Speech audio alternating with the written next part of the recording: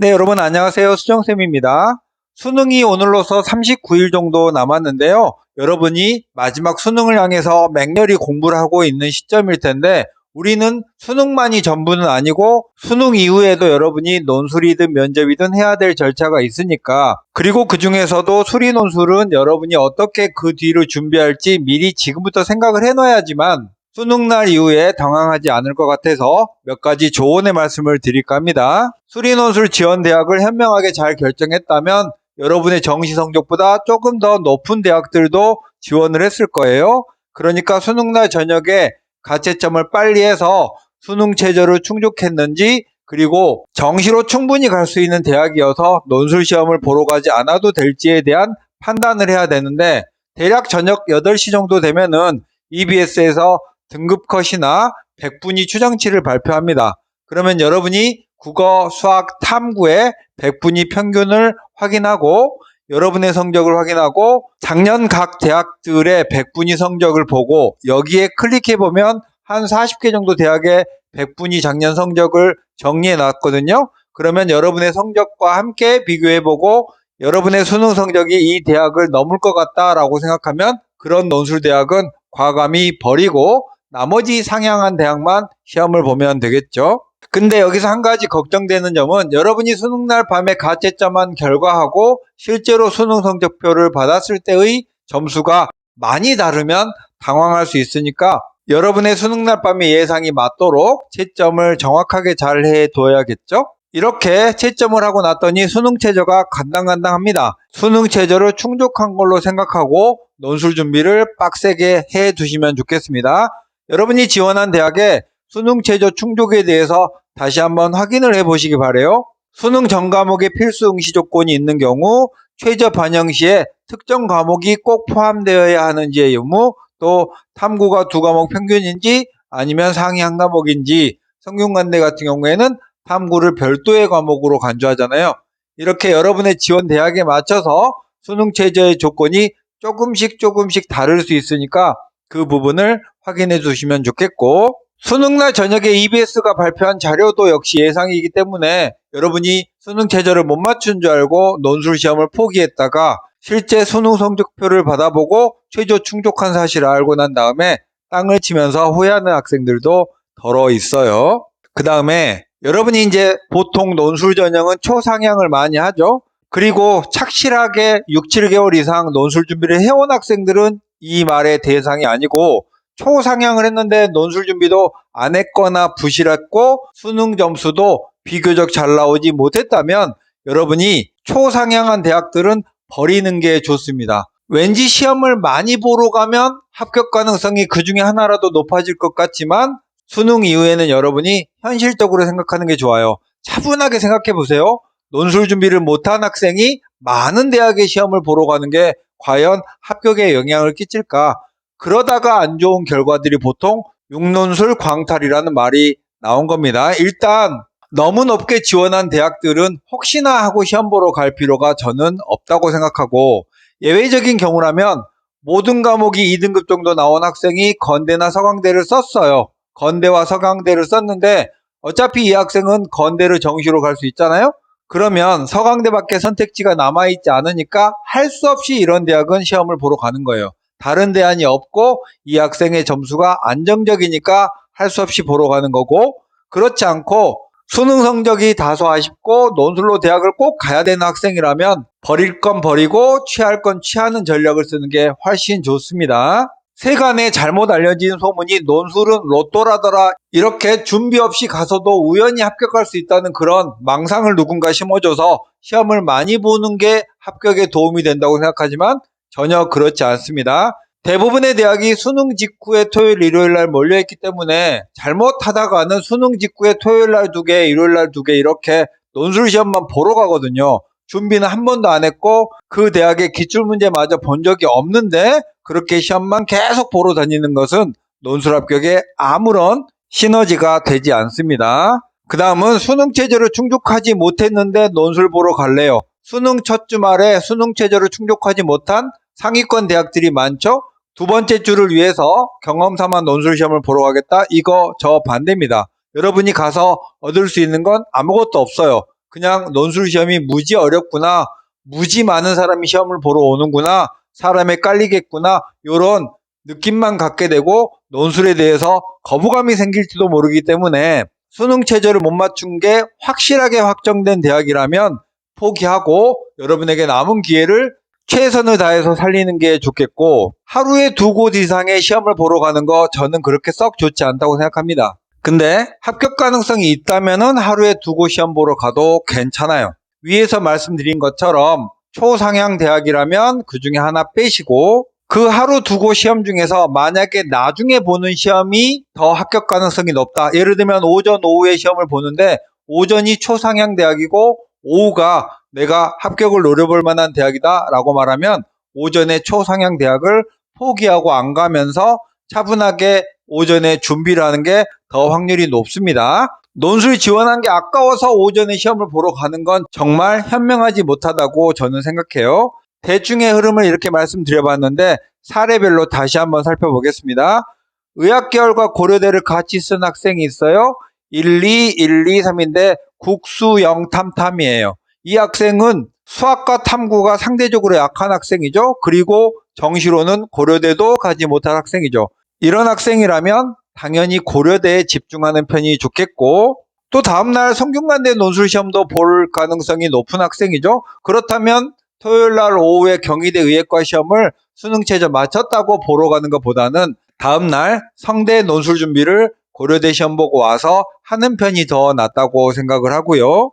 반대로 2, 1, 2, 1, 3에서 수학이 100분이 99 정도 이상으로 확통과 기하까지 잘 돼 있는 학생이라면 경희대 의예과 논술을 노려볼만 하겠죠. 그 다음은 적절하게 논술 지원을 잘했고 논술 준비도 충분히 잘했고 수능 성적도 양호해서 안정감이 있는 학생이라면 수능 직후에 주말 논술 시험을 모두 보러 가도 됩니다. 준비를 충분히 했다면 이제는 많이 볼수록 확률이 높아지는 거예요. 그리고 2주차 이후에도 중앙대, 한양대, 이화여대, 광운대, 세종대를 지원했다면 2주차도 열심히 하시고 마지막 3주차에도 지원을 했다면 역시 최선을 다해서 끝까지 해야 됩니다. 모든 과목이 2등급이 나왔어요. 이런 학생이 건대, 동국대, 서강대, 성대, 한양대를 지원했습니다.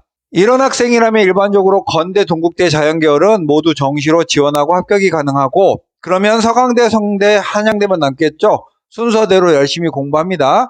마지막 시험까지 최선을 다하면 되는 케이스고요. 수학이 1등급 나왔고 확통도 안 하고 기하도 안 했고 나머지 성적은 폭망했어요. 이런 학생이 건대, 서강대, 경희대, 동국대, 중앙대, 이화여대를 지원했습니다. 확통 기하를 전혀 모른다면 서강대, 경희대를 버리는 게 좋겠고, 건대에 집중하시고 동국대에 집중하시고 2주차에는 중앙대나 이화여대는, 중앙대는 확통 기하를 많이 보니까 사실은 좀 권하진 않는데 그렇다면 이화여대에 집중을 하는 게 좋겠고, 시간이 많으니까 수학 실력이 뛰어나다면 확통과 기하는 한 주 정도 하면 할 수도 있는 양이니까 중앙대는 여러분의 수학 실력에 따라 선택적으로 준비를 해 가시면 좋겠고, 제 말의 포인트는 이화여대에 좀 더 집중을 하는 게 좋겠다, 이런 뜻이에요. 그 다음은 수학이 2등급인데 확통도 안 했고 기하도 안 했어요. 한양대, 세종대, 광운대, 인하대를 지원했습니다.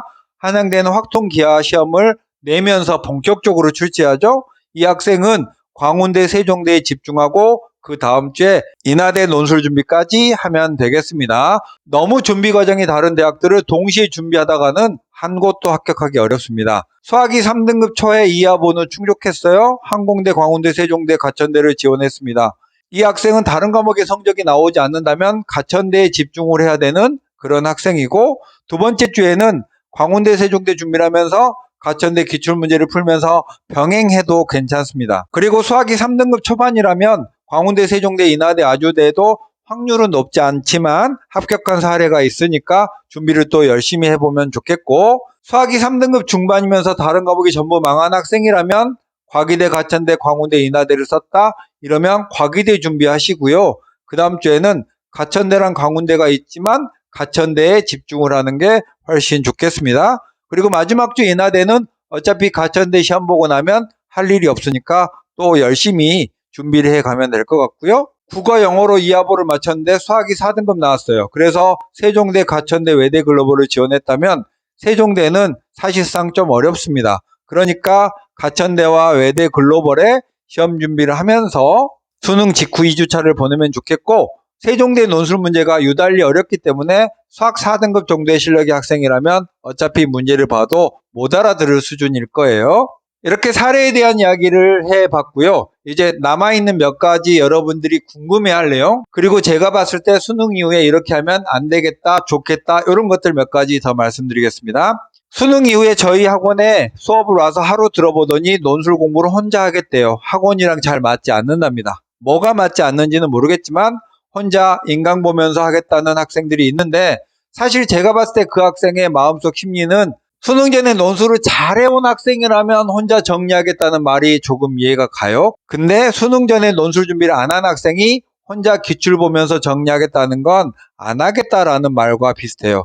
약수령 논술대학이 아닌 이상 일반 논술대학에 여러분이 혼자 공부하면서 합격할 가능성은 없고, 논술학원을 운영하는 입장에서 논술학원에 다녀야 된다고 말하는 게 좀 민망해요. 하지만 학원을 다니는 것이 혼자 하는 것보다는 100만 배 나은 것은 사실입니다. 누가 혼자 해서 합격했대 이런 사실이 있을 수 있으나 학원을 다녀서 합격한 학생이 수십 배, 수백 배 더 많다는 사실을 생각해 보시면 좋겠고, 혼자 했을 때 우려되는 점이 이런 점인데 여러분이 읽어보시기 바라겠고요. 학원에 와서 논술 공부를 하다 보면 또 이런 의문을 갖는 학생이 있어요. 저는 이화여대 시험을 볼 건데 왜 이화여대 거 논술을 안 보고 다른 대학교 논술을 보나요? 이건 정말 좁게 생각하시는 거예요. 작년에 이화여대 문제가 올해 똑같이 나올까요? 이화여대의 3, 4개년 기출문제를 보시면 작년 거 올해 무조건 안 내요. 재작년 거도 내지 않습니다. 그럼에도 불구하고 여러분이 이화여대 논술 공부를 기출문제를 푸는 것은 이화여대의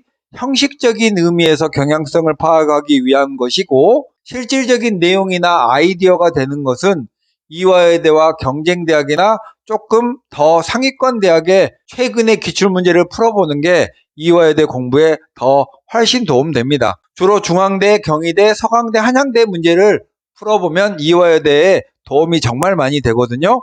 그래서 이화여대 공부할 때 다른 연관대학의 논술 문제를 푸는 것이니까 이화여대만 안 푼다고 섭섭해할 필요가 없고요. 세종대와 가천대를 준비하고 싶어요. 한 주간의 긴 준비 시간이 있을 때 한양대, 중앙대처럼 상위권 대학이면서 출제 경향은 조금 한양대가 세지만 출제 범위가 같은 대학은 같이 공부하는 건 괜찮아요. 근데 세종대와 가천대는, 세종대는 일반 논술이고 가천대는 약수령 논술이죠. 그럼에도 불구하고 이 두 대학은 같이 준비할 수 있는데 세종대를 주로 공부하면서 남는 시간에 가천대와 병행을 해도 되고, 만약에 여러분이 한양대랑 광운대를 같이 준비하려고 해요. 이건 사실 조금 이상한 일이긴 하죠. 왜냐하면 광운대랑 한양대는 급관이 너무 다릅니다. 그리고 출제 범위도 달라요.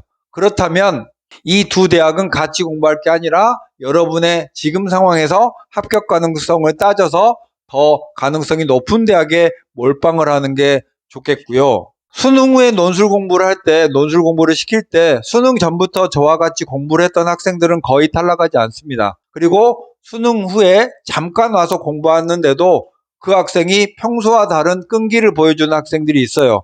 3년 전인가 수능 이후에 갑자기 학원에 와서 공부를 한 학생 중에 어떤 학생이 아침에 8시에 오면 밤에 9시 반쯤 돼서 가라고 해도 안 가요.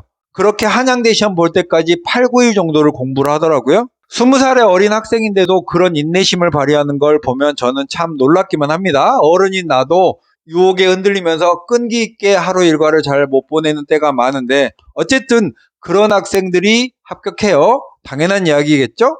그 다음은 수능 전에 논술 준비를 안 해봤고 엄마의 강권에 의해서 논술을 지원을 했던 학생들, 그런 학생들은 수능 직후에 준비 없이 논술 시험을 보러 갔다 와서 그냥 논술을 포기하는 수순으로 가는 학생들이 많습니다. 왜냐하면 준비 없이 어떤 대학의 논술을 보면 당연히 가서 벽을 느끼고 오거든요. 그래서 그 뒤에 남은 대학의 가능성이 충분한데도 깜짝 놀라고 와서 포기해버리는 경우가 많습니다. 포기도 하는 학생이 포기를 하고 그 포기가 습관이 돼버리면 안 되거든요. 그래서 자신이 결정한 그런 사실은 끝까지 한번 밀고 나가보는 그런 깡이 우리 수험생에게는 필요하다라는 얘기 한 번 더 강조하고 싶고요.